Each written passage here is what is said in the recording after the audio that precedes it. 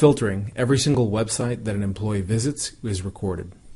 It'll break it up by domain so that you can see the individual domains themselves, but it'll also record each individual web page so that if somebody's doing something specific on a web page, you'll be able to see that as well. And of course, you can click on the individual links and you'll be able to see the web page exactly as the employee saw it. Now, you can block websites any number of ways. You can block it by, for example, category. So you could use the Settings tab to simply click on, let's say, adult websites or gambling websites, shopping websites, social networking. Any of those categories can simply be clicked and that particular category will be blocked, meaning all the websites that are particular to that specific category, if someone tries to access them, they'll get a blocked message. We can also do a customized block page that will say whatever it is that the individual customer wants it to say. So some people can identify the block page as InterGuard, other people simply have a kind of a nondescript message saying, hey, this is off limits, and other people have a more specific message tailored for educational purposes as to why the employee can't access that particular site. So blocking by category is the first way that we can block websites, but there are other ways as well. The next one would be what we call content scanning.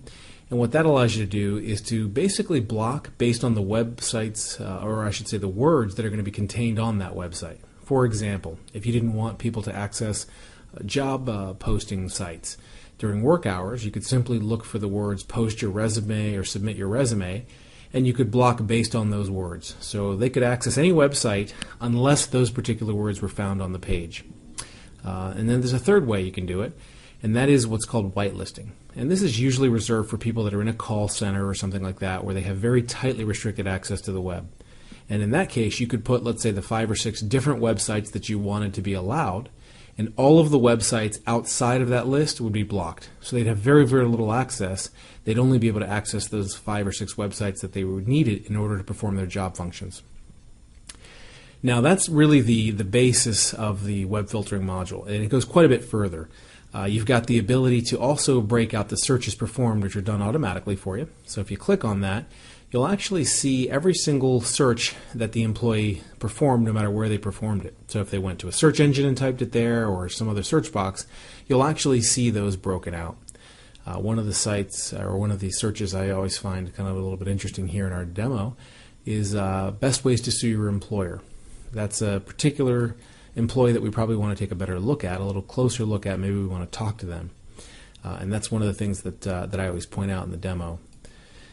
And then, in addition to the basic web filtering module, which is really the ability to both monitor as well as block websites, as well as the searches that are performed, you've got the ability to add things. For example, screenshots, which can be done either by alert words or what we call smart camera. Alert word driven screenshots are essentially screenshots that are taken when one of 2 triggers is used. Either because the employee either the employee reads a particular word on a web page. For example, to go back to our the job site page, if someone reads the word post your resume or something like that, that could act as the trigger. Or number 2, if somebody actually types a word, and it let's say the word could be corporate credit card.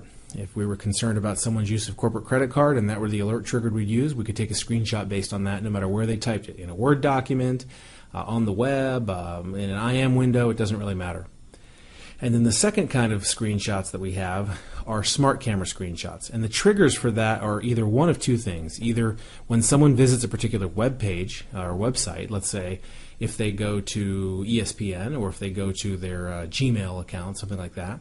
But you can also do it whenever they open a particular software application and whenever they are active in that software application. For example, I could say, I'd like to take a screenshot every 5 seconds every time my CFO is using his accounting software. And then it would simply take a screenshot every 5 seconds every time that window was in focus and active. And it's smart because it'll pause. If the employee stops using it or the window loses focus, it won't continue to take needless screenshots. It will actually just take screenshots of the activities that you're told it to look for. And that screenshot module is something that can be added to the web filtering module. And then the last thing that can be added to the web filtering module so that you can get quite a bit more visibility and a heck of a lot more control is the ability to both monitor and block which software programs can operate. So you can block programs, for example, for all time or on a schedule. So if we click the program monitor, you'll actually see here in the upper left pane all the different executable names